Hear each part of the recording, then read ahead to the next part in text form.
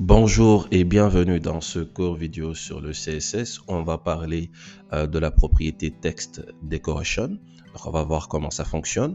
Donc là, j'ai remplacé box 1 qu'on avait ici comme texte par bonjour tout le monde. Et au niveau de box 1, box 2, box 3, j'ai mis des backgrounds, des couleurs avec la classe commune qu'ils ont box. Du coup, j'ai mis le width et puis le height pour ne pas répéter au fait toutes ces informations-là dans chaque box qu'on a ici. Donc, on va essayer on voit que bonjour tout le monde est là, il est un petit peu collé sur les bords, un petit peu. Donc, on va essayer de le décoller en utilisant le padding. Donc, on va mettre 5 pixels, par exemple. Voilà, pour qu'il puisse bouger un petit peu, pour un petit peu mieux voir en fait, l'effet du text decoration.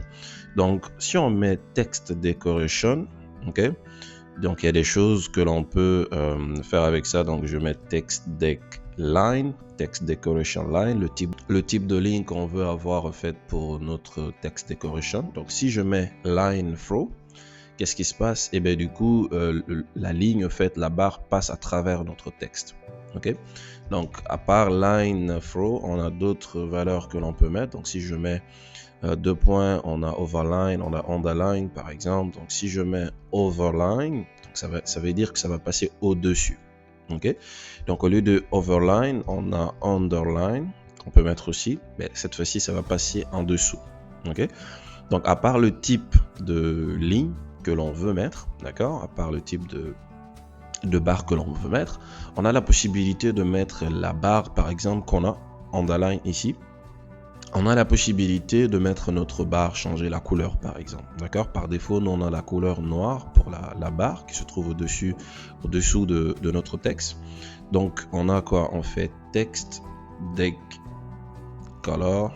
Voilà, donc on choisit la couleur que l'on veut. Donc voilà, moi je vais choisir la couleur rouge en utilisant le système hexadécimal. Je mets notre dièse rouge au maximum, ça va nous donner FF. Je veux pas qu'il y ait de vert de mélange, donc je mets 00. Je veux pas qu'il y ait de bleu non plus, donc je mets 00. Du coup, on a underline ici en rouge, donc on peut mettre après la couleur que l'on veut. J'ai juste voulu mettre une couleur qui est un peu plus vive. Donc après la couleur, on a la possibilité de mettre text deck style. Donc le style que l'on veut pour notre barre, d'accord? Donc on a la possibilité de mettre dashed. Donc si on met dashed, vous allez voir ce que ça va donner. Voilà, avec des tirets. Donc à part dashed, on a dotted par exemple que l'on peut mettre aussi pour des points. Ok. Donc à part ça, on a vraiment pas mal de choses que l'on peut mettre. Donc on peut mettre double aussi pour doubler la barre. Ok. Donc disons qu'on laisse comme ça pour double.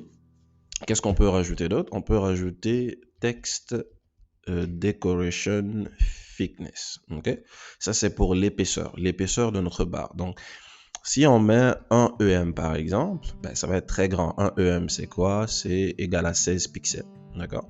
Donc disons que je mets 0,2 EM, c'est-à-dire le cinquième de 16 pixels. Voilà. Donc voilà ce que ça nous donne. On peut laisser comme ça, on peut mettre aussi en pixels si on veut.